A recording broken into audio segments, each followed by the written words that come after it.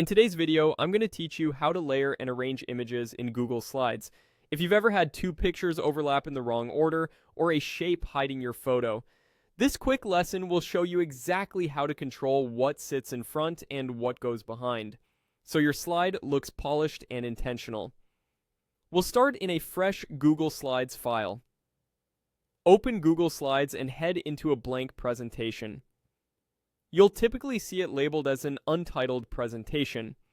This gives us a clean workspace with nothing to distract from the layering basics we're about to use. Next, load a slide that already has content so we can see layering in action. Click on a sample slides option or open a slide with at least 2 images. Having multiple objects on the canvas is important because layering only matters when objects overlap.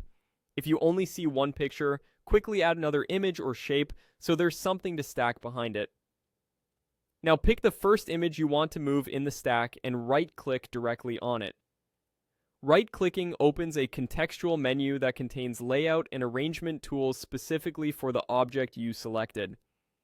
Make sure you're clicking the image itself. If the menu doesn't appear, click once to select the picture.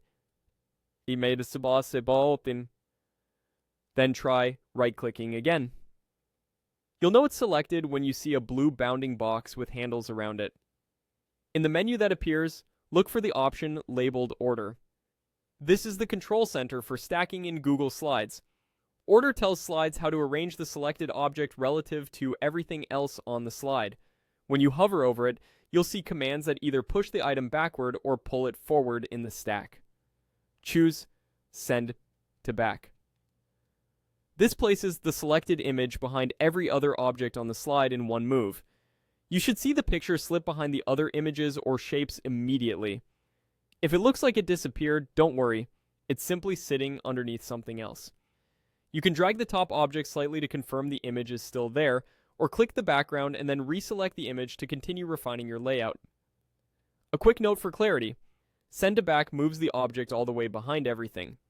That's different from moving it back one step at a time, which is useful when you have many layers. For now, sending it to the back gives you a clean, predictable result. And that's it. By opening a presentation, selecting an image, using the Order menu, and sending it to the back, you've mastered the core of layering in Google Slides. Apply this to titles, icons, photos, and shapes to build clear, professional designs every time.